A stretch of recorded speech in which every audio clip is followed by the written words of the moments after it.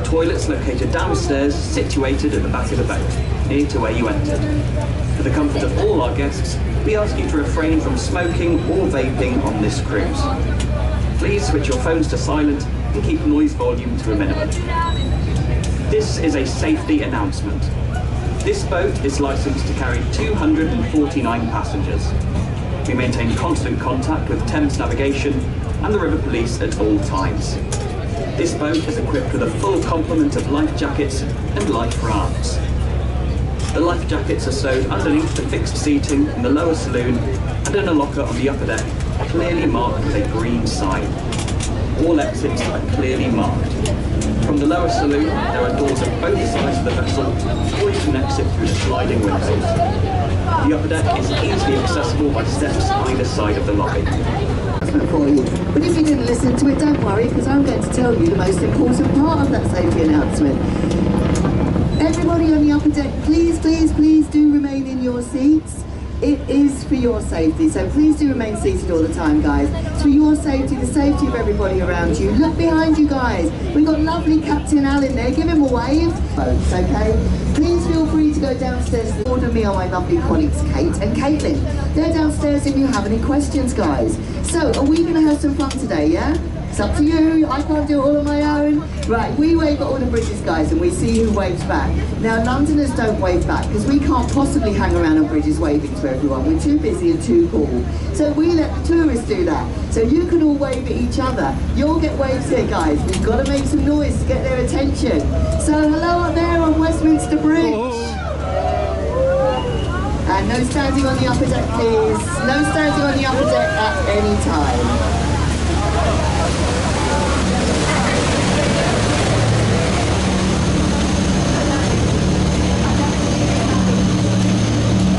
So, first up on your right-hand side there, guys, you've got the Palace of Westminster.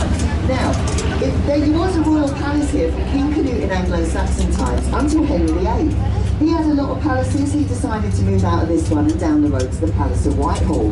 And he handed this building over to form the first medieval government. That stood here until 1834 when it burnt down. So this current neo-Gothic building you see here was designed by Sir Charles Barry. Now we have two houses in our Parliament system here. We have the House of Lords and the House of Commons, because of course we normally call this building the House of Parliament. The House of Lords are appointed by the monarchy and they hang out in the red area there. The House of Commons MPs, they're voted in and out by us and they hang out in the green side there, and that colour coding is reflected all throughout Parliament. That is to keep them separate bars, separate restaurants and everything. That's to avoid corruption apparently, that's what they tell us. Anyway, of course we didn't always have the vote, so back in the day if you weren't happy with Parliament you had to do some pretty extreme stuff. And we had a famous man here in England called Guy Fawkes. On the 5th of November 1605 he decided to blow them all up. But sadly he was caught, luckily he was caught. And you see that stone hut there, guys, with the stairs on your right hand side, the stone hut with stairs going down to the river. That's called the Blind Hut, that's Blackrodd Stairs. And that was the UK's smallest prison. So Guy Fawkes was held there after he was... Another nurse out there, guys, her name was Mary Seacole. She was a Jamaican nurse, and she also has a statue there in the grounds of St Thomas's as well. So as we swing around then, we'll look back at the Houses of Parliament, the Palace of Westminster, and we can see a big clock tower there. And until 2012, that is what it was called, the Clock Tower. 2012 was Queen Elizabeth II's Diamond Jubilee. That was 60 years on the throne, and it was renamed the Elizabeth Tower in her honour. So guys, none of us can actually see Big Ben. And that's because Big Ben is the 13.5-ton bell that does sit inside the Elizabeth Tower there. But you know what, guys, if you ask any Londoners where the Elizabeth Tower is, nobody will have a clue, because we all call it Big Ben as well. Now, to the left of the Palace of Westminster there, you've also got Westminster Abbey, so well worth checking out later on. And if any of you do want to go inside Westminster Abbey, they do normally charge you, but there is a church service every day at 5 o'clock. So if you do go... Enjoy London!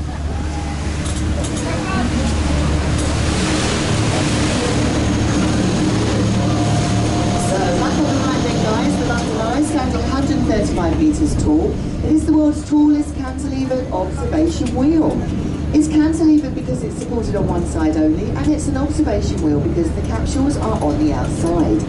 Now there is a taller wheel in Dubai, but it is a Ferris wheel. It's supported on both sides. And we don't like using the F word on this boat, guys, so from now on it's banned.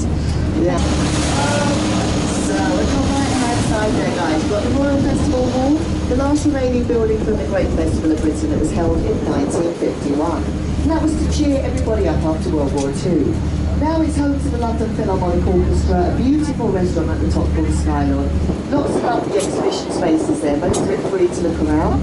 Complementing the South Bank Centre there, we've got the Queen Elizabeth Hall, the Purcell Room, the Hayward Gallery. And underneath all that is the Undercroft, Britain's oldest skateboarding park. Now, ahead of us, guys, we've got Waterloo Bridge. We call it the Ladies' Bridge here in London. And that's because during World War II, all of our brave young men had to go away fighting in the war. And the ladies had to build this bridge.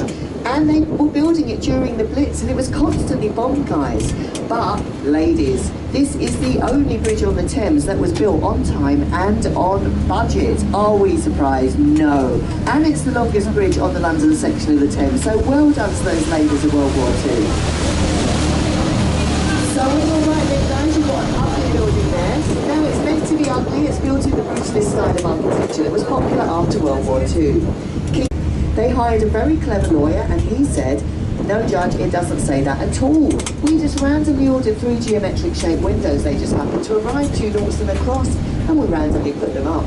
The judge believed him. What a silly judge. Now, Oxo moved out a long time ago, even though they still advertise there. That is now home to the Harvey Nichols restaurant at the top. Thanks to the Coin Street community, every apartment in that block is social affordable housing for the local residents of the London boroughs of Lambeth and Southend. Not much Peters in the Vatican. Designed, of course, by Sir Christopher Wren and completed in 1711. This is the 5th version of St Paul's.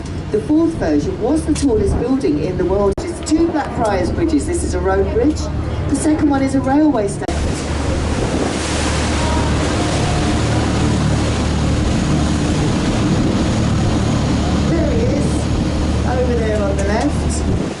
Oh, he's forgotten to wave at us. We'll get him on the way back.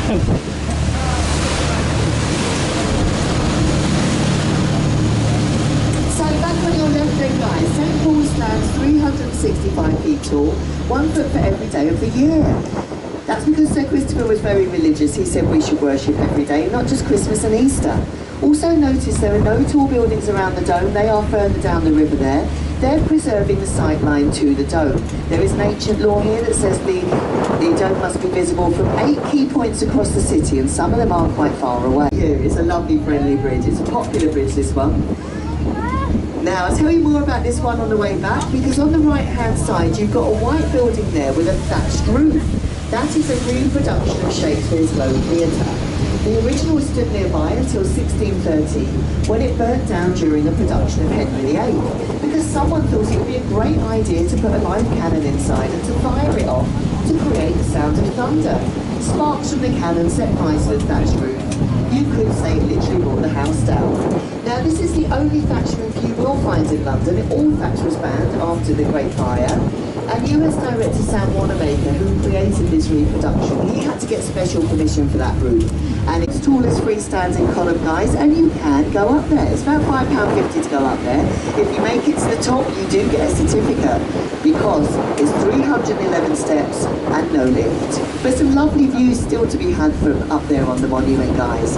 Now, as we go under this rather ordinary looking bridge, look left or look right, and it tells you its name. So look at the stonework on the left or the right, and you'll see that this one is London Bridge. And I point that out because a lot of people think the bridge ahead of us is London Bridge, and of course that's Tower Bridge. If you Google London Bridge, it shows you a picture of Tower Bridge, so if you made that mistake, you're not alone, guys. But more about those bridges later, because look on the right there, you've got the tallest skyscraper in Western Europe, the Shard, the Shard of Glass. That's built as high as UK aviation laws will allow. Any higher, guys, and that would interfere with air traffic control here in London.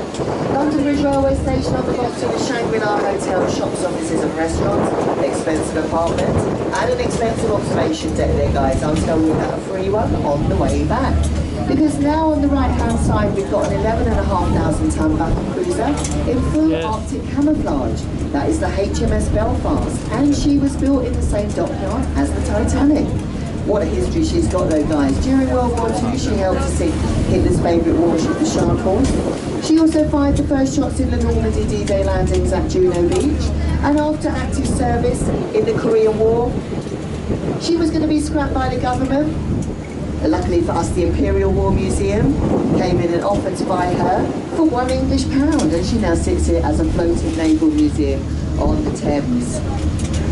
So guys, just do remain in your seats for me, please. You've got loads and loads and loads of shots of the Tower Bridge coming up, so just do remain in your seats, guys. And just take your time to get your pictures. There's loads of opportunities. On your left-hand side there, guys, you've got the Tower of London. The bit in the middle with the 4 turrets is the White Tower, built by William the Conqueror after he conquered England in 1066. The tower was completed by his son William II. Now, Jones completed in 1894. It's a vascular bridge, which means it opens up in the middle, as you know. In its heyday, it opens about 6,000 times a year. Now it only opens a couple of times a day, but it will open for any ship that's too tall to go underneath it, as long as they give at least 24 hours notice, because river traffic does take priority over road traffic here on the Thames. But there's one day of the year, guys, it won't open. It's not Christmas, it's not Easter, it's not the King's birthday. I'll tell you what it is on the other side, because guys, I've had you in training. Wave and cheer at this one. We've got to get waves back for 5 years. Good luck. There's not many people up there, so make some noise. Hello up there. Guys, yep, we've done it. We've got 5 years. Good luck. So we've all got our luck. Now that was an old Victorian sailor's legend, guys. This was the last bridge they crossed under before they went back. So do remain in your seats there, please, guys. Now we are in the old Port of London, once one of the busiest city ports in the world. It would have been absolutely full of and while you're doing that, if we had gone 1 mile further down the river, we would have come to an area inside. The tower was anything as it was like highlight. It was a royal mint and they all ported until the early 19th century. It was a luxury palace, it was a zoo for hundreds of years. But of course it was a grisly place of torture and execution. Now the tower used to be surrounded by a moat full of water. Check out the front part of the tower here, guys, and look at the riverbank. Look for the bricked up archway there and the words, entry to the Traitor's Gate. Remember I told you about Guy Fawkes earlier on? He was sailed down the river and he was sailed through that archway to be tortured. And if you were royal, you were sailed through that archway and you weren't coming back because you had your head chopped off in there. That was a luxury reserved for the royals, guys, really. And not many of them had their heads chopped off in there. The rest of us peasants, we got killed outside in the grounds of Tower Hill. We didn't have the luxury of having our heads chopped off. We were hanged. And guys, it was a really popular day out. Whole groups of family and friends would come to watch the killings. They thought it was great fun watching everyone being killed. They weren't very sensitive back then in Fenchurch Street. So ahead of us then, we've got London Bridge, and it's quite uninspiring looking after Tower Bridge. But this was actually the original crossing point on the Thames. This is where the Romans founded Londinium around about AD 50. And for hundreds and hundreds of years, it was the only crossing point here on the Thames. Now, as the nursery rhyme tells you, London Bridge fell down a few times, and it did. It rotted, it sunk, it burned down. Which is here in London, became a cathedral in the early 20th century. Now, John Harvard of Harvard University in the States, he was christened there. He was a Brit. William Shakespeare was at his christening, and William Shakespeare's brother Edmund is buried there. It is a beautiful cathedral, very well worth checking out, guys. Often overlooked, and if you go there, check out Borough Market next door, our loveliest food market here in London. Lots of food to buy, to take away, lots of restaurants there. So remember that one, guys. Lots and lots to see and do in that area of London. So of course the next bridge is Cannon Street Railway Bridge. Nothing exciting about this one. It is what it says on the tin. It brings commuters in from the southeast of England into Cannon Street Railway there for their day jobs in the City of London, the financial district known as the Square Mile, because it measures the square mile. So no waves to be had there, guys. So we have a bit of fun here, and we look at those windows underneath on the right-hand side.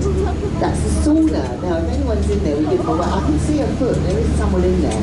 So sometimes they wave back at us. Sometimes I think he's lying flat down. So I don't think we're going to get a wave today. Sometimes we get all sorts going on in there.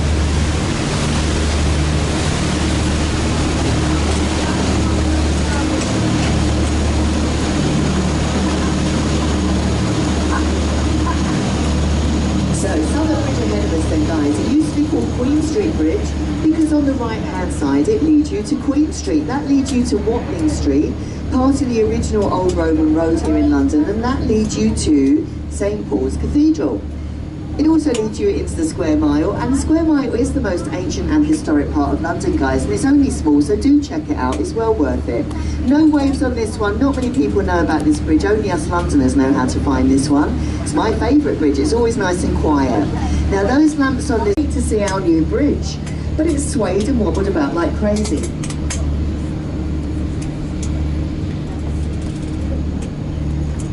So people started to feel dizzy and sick.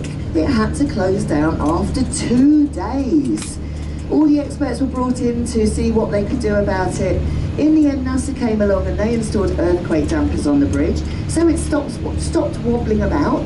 It finally reopened after 2 years. That's how long it was closed for. But us Londoners love a silly name. We're always going to call that bridge the Wobbly Bridge. Most Londoners won't even know it's called the Millennium Bridge. So guys, I just want to say hello downstairs to all of you in the shade, keeping nice and cool. Make sure you're not drinking out the bar down here, because it's at the back there. You're allowed to if you want to. And so you enjoy your wacky stuff in there, lots of interactive stuff for the kids. And on the ground floor, not many people know about it, there is a shop, and there are some pieces of paper and colouring pencils there. You can do your own bit of artwork, and you can hang it up on the wall there. You can say to your family and friends, I've got my own bit of artwork hanging up in the Tate Modern. So coming up to the two Blackfriars Bridges, guys, there used to be a monastery on the right-hand side. The monks, or friars as they were known, they used to wear long black cloaks, and that's where the name Blackfriars came from. So, the road bridge, the second one, you'll see that the columns on it resemble church pulpits.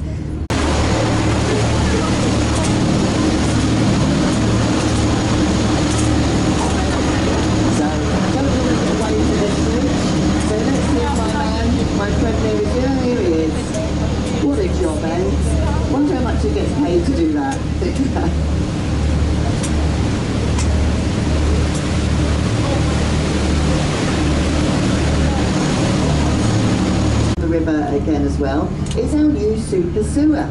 It's got a silly name, guys, it's London, it's called the Super Pooper. I'm not joking, I wish I was.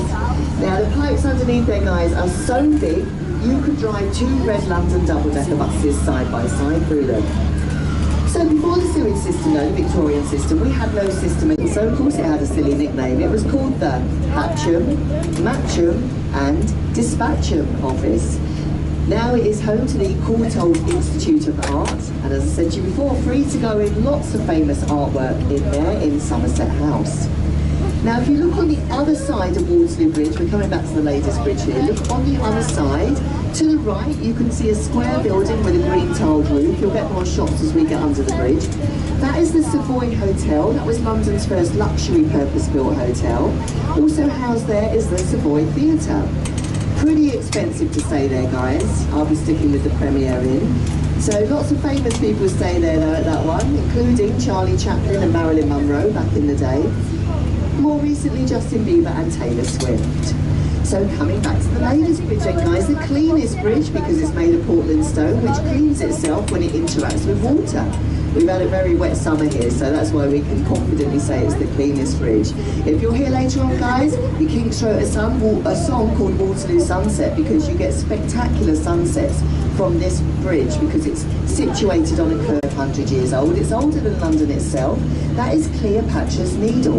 Now that was a gift to the British government from the Egyptian government. That was for helping out in the Battle of the Nile.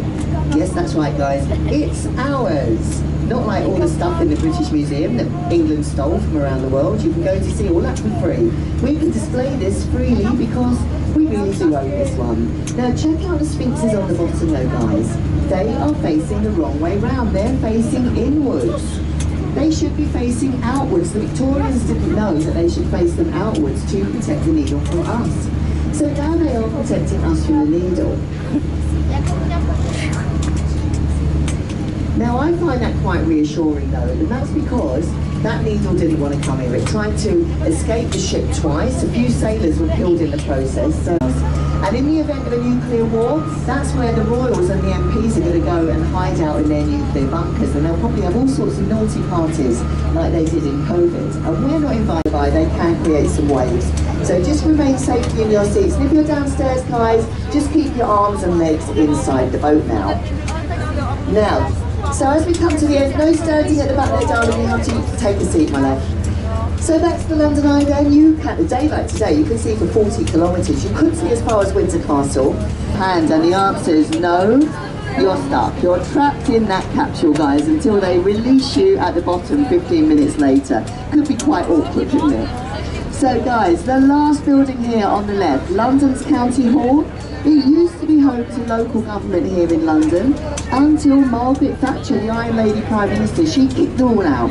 This is now home to Merlin Entertainments, the owners of the London Eye. Also housed here, guys, is Shrek's Adventure, London Sea Life Aquarium and the London Dungeons. Now, if you fancy doing any of those attractions, take your cruise tickets into the London Eye ticket office. They will upgrade them for a discounted price, guys. You don't have to see those attractions today, you can ask for them. I hope you get a few interesting things today, yeah? Maybe a few fun things, and maybe you just enjoyed a lovely sunny day on the river, and it's gorgeous, isn't it, right? So, it has been my pleasure being your guide, guys, and if you did enjoy yourself, my name was Pauline.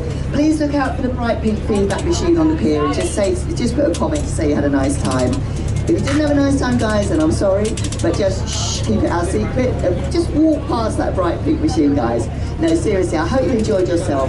Hope you enjoyed the rest of a beautiful day here in lovely sunny London. What a lovely day you've got today. So guys, I'm going to be the last person you see before you leave the boat. I'll stand down the bottom of the stairs. If you want any tips or advice on where to go later on, please ask me quickly. Any quick questions you've got on anything we've seen you might want to see later, please do ask me.